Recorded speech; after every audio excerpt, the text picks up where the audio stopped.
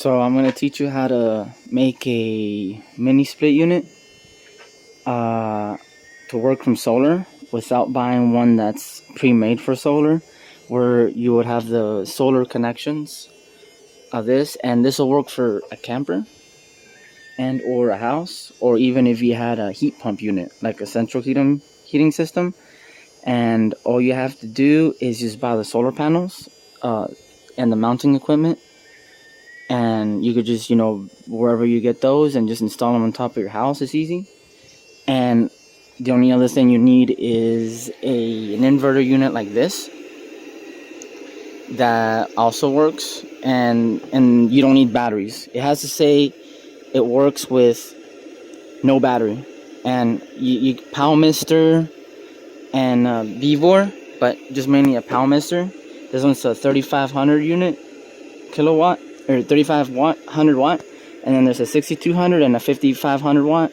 If you're, depending how much wattage you're using, just, do how much mass your system uses. If you use a 12K system like this, you only use max like 1500 watt, so that would work fine. If you grab a 24 BTU unit, 1800 BTU would also work off of that.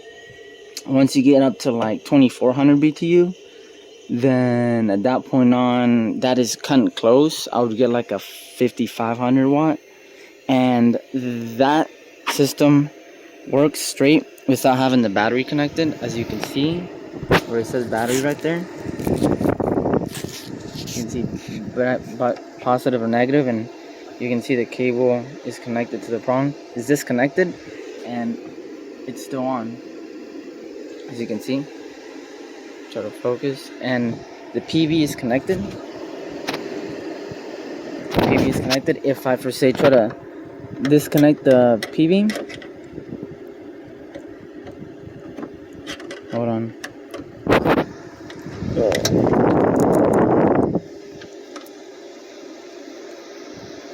Watch, if I disconnect it, just turn around on me. There you go. So if I try to disconnect that, hold on. As you can see, it beeped. This is because I just tried pulling it. Again, if I pull it, as you can see, it's off. Like completely off. Blank screen. But if I connect it back again, there you go, it's beeping again. And now it's back on again.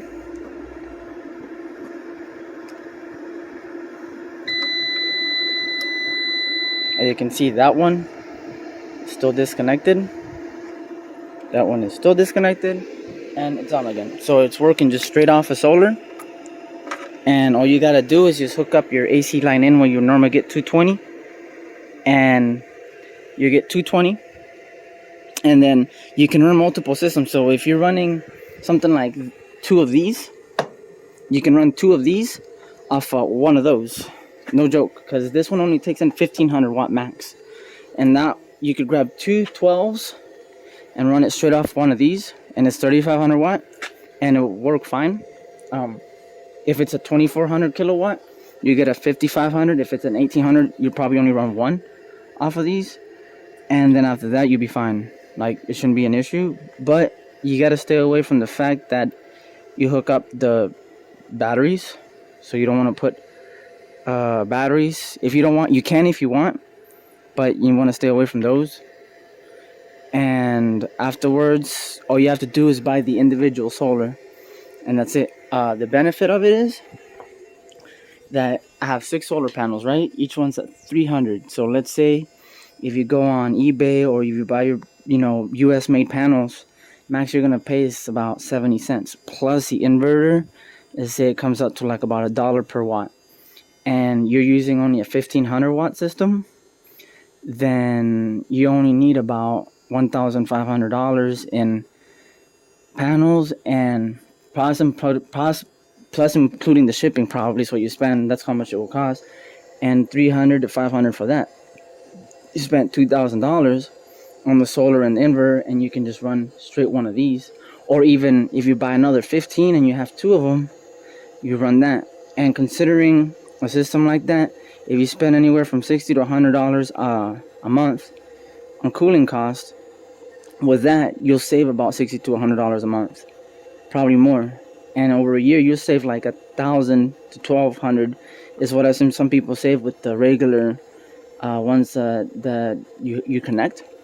So, but using those work, and so long as you're using the inverter connected like that, then you can pretty much any existing heat pump. If you're using a heat pump, you use a 6200 watt model, and you put in 4,000 watts. So if you're using a big heat pump, like a central heating system like this, like that over here, if you're using one of those, then it's the same thing.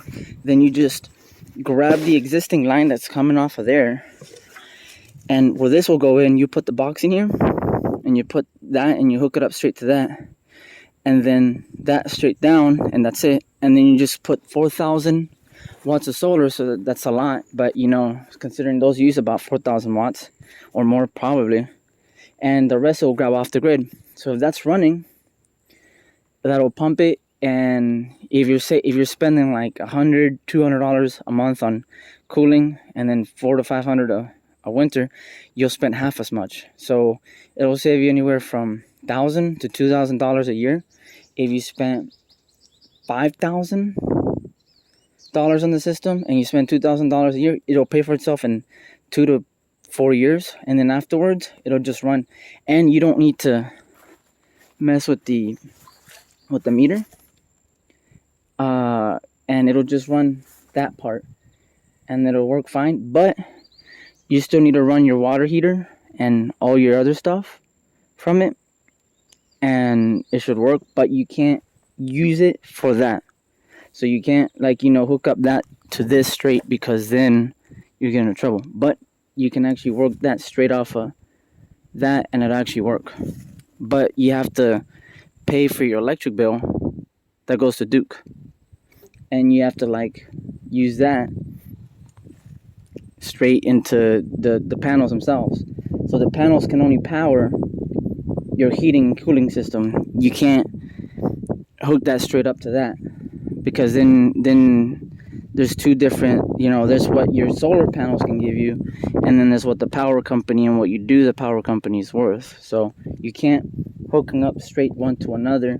That one can give you a little bit to power itself, but you still need to power your heating and air from straight from the Duke power into that. So either way, the only thing it's doing is aiding you. You can't fully operate, you know, that from that, you know, like the panels themselves, like the panels themselves can't fully power that. You still need to hook up the grid. So during the night you use grid power, and during the day you just save a little bit of money. It's kind of like an aid, but not a full. And I mean, the government has, you know, some incentives in which you can operate your air conditioning with solar, but you can't fully power it completely, because at that point you need to grab an junction box and power your house straight off of panels. But then that's, you know, for some people that's too expensive. But for those who can afford it, who don't want to buy a whole new solar system that might cost thousands upon thousands, they can use the inverter style system with the panels and everything, like I'm saying, to power that, and to or lower your cost down by $60 a month, $80 a month, something like that. You know, buy some US made solar panels, stuff like that, you know, and then that gives you more power to heat your home, you know, your water, power your lights, stuff like that. And it keeps the grid down a little lower during the day, and you're not just feeding the grid and just wasting power. So it works, and you know, it'll benefit you a little bit, it'll benefit the grid a little bit, and it'll benefit, you know, your pocket a little bit, just so long as you're not fully operating that just straight off of solar. It has to be connected to the grid as well. So when the night comes and there's no solar, you just back again, it goes back into, what you're pulling from the grid. So, you're paying the grid during the night, during the day, you're getting a little bit of extra, for the sun, and that keeps you from having to change the whole, bringing someone to change and get a smart meter, the ones that work backwards, and it helps you out a little bit. So you can't really just, you can't make money off of it. I mean, it's really only more as a grid as it help. So, if this helps somebody out there that's paying, who it comes some days where, you either have food to eat or you want to cool or heat your home. It works, especially in places like Australia where there's plenty of sunlight.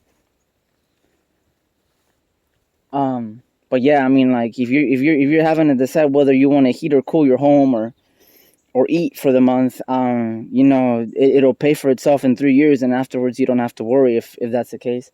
And it helps the grid in your pocket out. So I recommend it if you do it kind of like I showed you.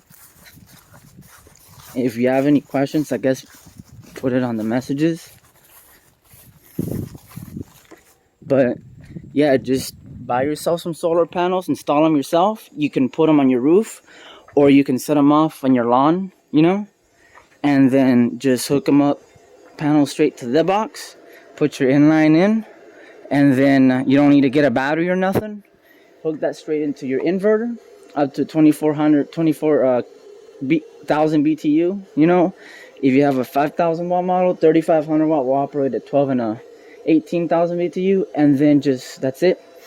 And it's kind of like a hybrid system, benefits you, benefits the grid, benefits a lot of things. And I recommend it because a lot of people, if you're having to decide between eat sometimes and cooling your home, it works. So that way you can go shopping where you want to food wise, or whatever, and it keeps the grid down low enough during the day, and it helps out the planet. So I mean, you're buying US panels and maybe a US inverter and a US made one of these, or if sometimes some people buy the cheap Chinese stuff that they already have. You have one and then a pre-existing system like this, and you just hook up the panels and this, it works, and then you don't have to get batteries.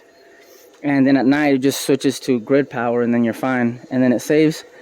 And I recommend it because you'll save anywhere from $60 a month to $100 a month, maybe a little more, and up to like thousand a year extra plus.